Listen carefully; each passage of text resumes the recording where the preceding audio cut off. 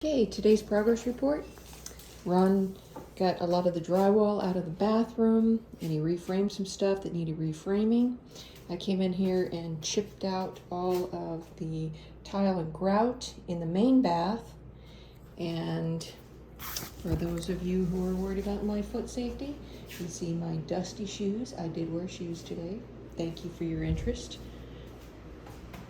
And Ron is still framing at the moment. He's framing a door in the laundry.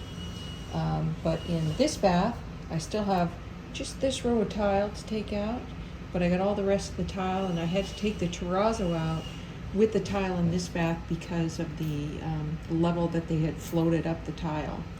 So anyway, this bath is reframed, sheetrock out, ready to be put back together. Thanks for taking the time.